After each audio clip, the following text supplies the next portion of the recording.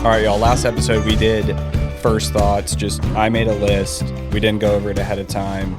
Just of topics, random topics, first thoughts. Very, very unscripted. We're typically unscripted, but we typically take at least 5 minutes to think about what we're going to say. Yes. None of that on this. So last episode we talked guns, alcohol, sex, having kids. Let's stay on that little connection there. Nice segue. Parenting. First thoughts on parenting. First thought on parenting is, what is my first thought? My first thought is my wife. Isn't that weird? It's because I feel like she's like the child whisperer. So my first thought on parenting is, honey, what do you think?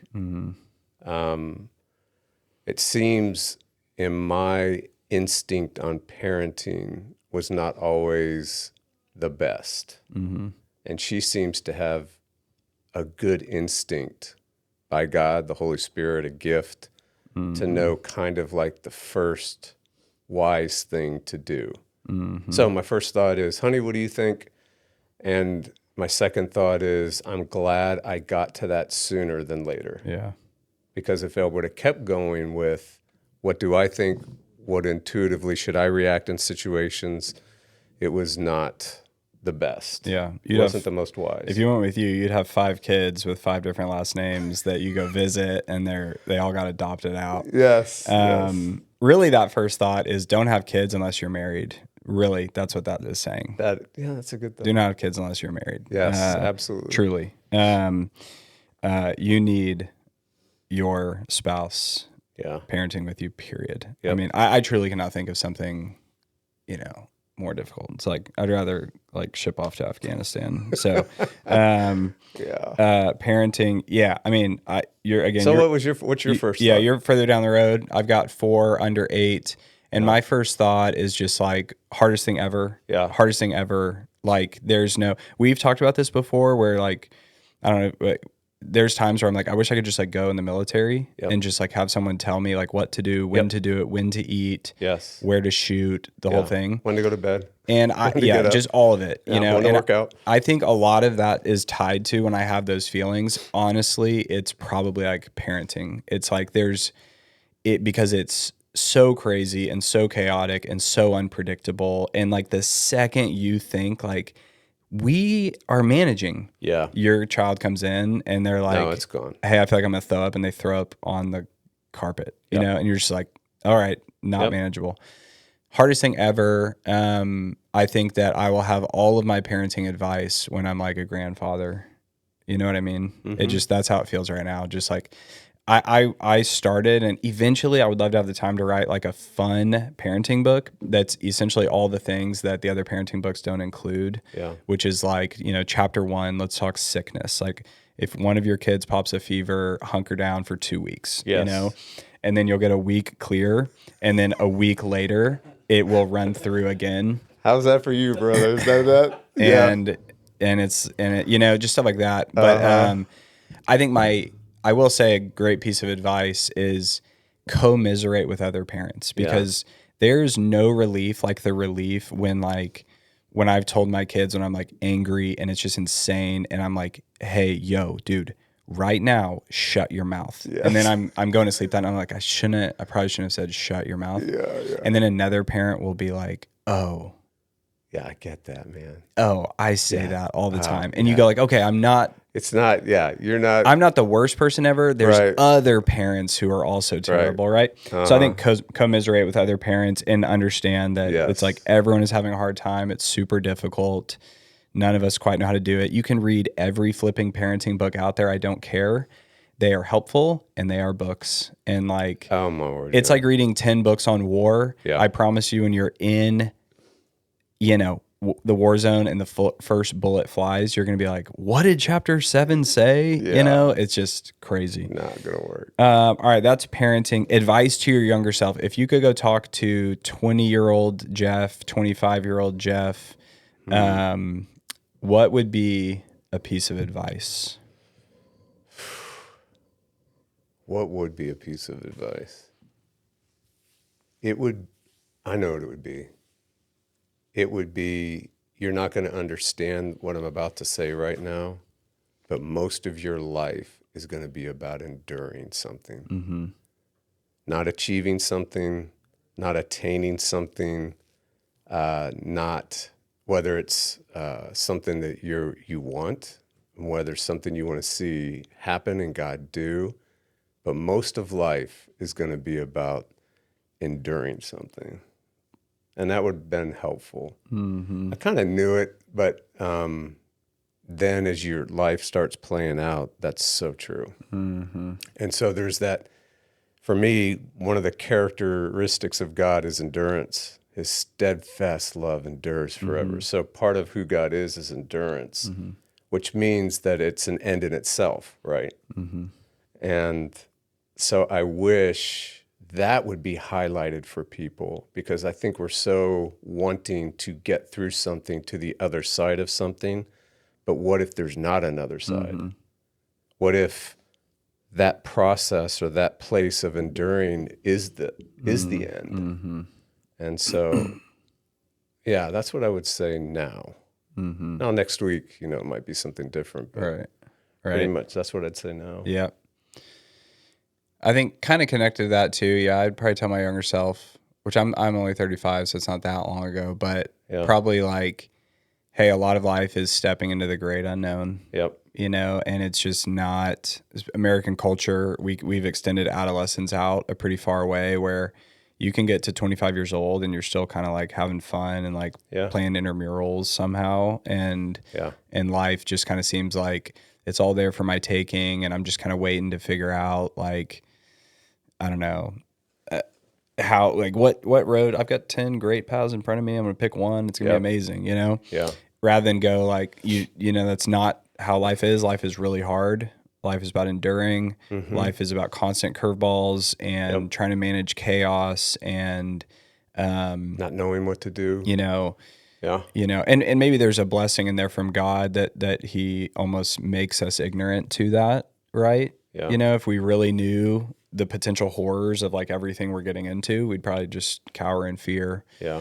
But even still, just say, hey, listen, like life's a lot of it's very unknown, and you're going to go through big changes maybe that you don't foresee and all that kind of stuff. I think too, like kind of connected to that a little bit is, I think I'd probably tell myself, like, really figure out like, what do you want to do, enjoy doing, really piques your interest, that helps other people, especially thinking about jobs and careers. Cause that's like, obviously coming out of college, you're thinking like, what am I going to do? And I think there's so much just life fulfillment in going like, I'm doing something that I like, at least to a certain degree. Yeah. Right? Yeah. Work is hard. Yeah. But there's enough like in it that it's like, I could see myself doing this forever. And also the fulfillment of knowing like work is to like help and serve other people. And so I think like, yeah, what do you like and want to do? And then honestly, at that point, like get after it. Like, don't let any cultural things be like, well, you're not supposed to get after it yet because like you're supposed to like finish your intramural soccer team. Like, no, just start now. Like get after it. You're 16, you're 18. Like you've got, there are 16-year-olds out there that are like, man, I'm really interested in like, I could own my own car garage and fix cars and I love cars. Get after it. How do you do that now? That's so good, because I had a coach. So when I moved up north, obviously coming from Texas, it's all about certain kind of sports, right? But I moved up north and they had new sports. Like they had sports like hockey and they had sports like lacrosse and sports like wrestling. And I decided to give it a try. And so my football coach was the lacrosse coach. I'll never forget. So it would probably be about this time of the year. It was February. And the snow plows had cleared a parking lot, the snow's piled up, and we had practice getting ready for lacrosse. And it was my first time to do it. And he said, first time I tried to pick up the ball, I ran right by it, and the ball went right under my net, under my stick. Second time I tried to catch it, it hit me in the nose. And it was just, for me, those that know me, that's just like the worst thing ever. It's like, oh my word, I'm not competent in doing this. And the coach was watching me, the football coach was watching me, and he knew I was getting frustrated. And he just called me over and said that great line that everyone's heard over and over again. He said, Jeff, Rome's not built in a day. Just learn to get your stick on the ground, catch the ball, learn to throw, and then the next day learn to do something else. And for some reason, that like stuck with me. It was like whatever I would tell young people now, just stick with it, endure it. Honestly, just take a step, do the next step, the next day do something else. If you wanted to work out, if you wanted to run a marathon, well, start by walking to your mailbox, right? As Goggins would say, and then just do a little and stick to it. And it'll be amazing over months and years of you sticking with something that you actually might see something that you're like, dang, that's amazing what God did. And that's amazing that that happened and you got that done, or you learned that skill, or you grew in that area. So that's another thing I would say. But I don't think we stick it. I don't think we stick around. I don't think we endure enough in our culture. So that's still kind of the theme for me. For sure. You know, Lightning fast, 60 seconds to put 3 topics in this episode. Yeah.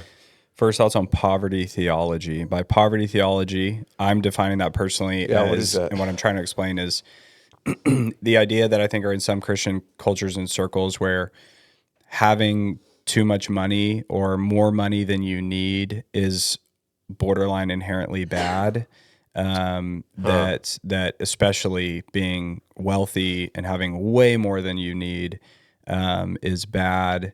That perhaps having nice clothes or a nice house, like all of that is definitely bad. Yeah. And that Christians should kind of live like essentially almost at like I have everything I need, like literally need, and that's it. And that's like the line we should all be shooting for. So my first thought in this is my wife, Nancy, because she would always say, everyone has a different value system. In other words, everyone spends their money differently. And so my first thought is, yeah, everybody says that, but then they value this over here, and then someone else values this over here, and then someone else values this over here. And then my second thought is, I don't know, where is that in the Bible? I don't understand that in the Bible. And my third thought is, because I'm having more than one thought, is, man, I hope that Christian people that are learning to build their messy lives around Jesus and their salvation, if they're in a construction job or a business, that they crush it. I want them to crush it because they can bless people. Yeah. Yeah. And that there's an amazing way in which to bless people. Yeah. And I think, I don't know, it seems to me that kind of thought and theology is still trapped in that performance law, almost like righteousness is sacrifice when Jesus is the only sacrifice, where righteousness is this when Jesus' righteousness is the only righteousness. And I think if that gets a hold of you, your law, so to speak, is to love and bless people. Yeah. And if you have a job that you employ hundreds and thousands of people, just think about that. Right. You get to bless 100,000 people and their families. Right. And that they have a meaningful mission and meaningful work, and you're a part of creating that and doing that and loving and blessing this world to life. So no, I don't agree with that stuff at all. Yeah. Yeah. I don't see it in the scriptures at all. I mean, of course you see things like don't worship money. It's like, don't worship anything but God. Yes. And of course that money too can have a like it's more tempting to worship money and make money a God than it is like to make a chair a God. I mean, yes, there's like greater weight on it for sure. Yeah. For us to consider and like be careful with. But yeah, I don't see anything in the scriptures about like the inherent goodness or badness of having money or not. You know, the last conversation I had with someone about this, I told them, because they were struggling with this, I was like, get after it. Like get after making money. And again, that goes back to when I talked about like work, of really seeing work as like do something that you enjoy, hopefully, but especially the fulfillment of doing something with your work, that's actually serving and helping other people. Yeah. And in the meantime, if you get filthy rich, great. That's what the Lord has for you. And then figure out how to use your money wisely. Yeah. Just like someone who has just a little bit more than they need, they also have to figure out. One person has to figure out Everybody has to. One person has to figure out how to wisely use the $5 million they made this year, and this person has to figure out how to wisely use the $5 extra they have this year. Absolutely. It's like we're all in the same boat, right? And that's just clearly how God has orchestrated providentially life, and money is And James makes that really clear. Like, some people are rich, some people are not, and we all got to be wise and honor God. Yeah. Okay, I got to get out of here. Peace.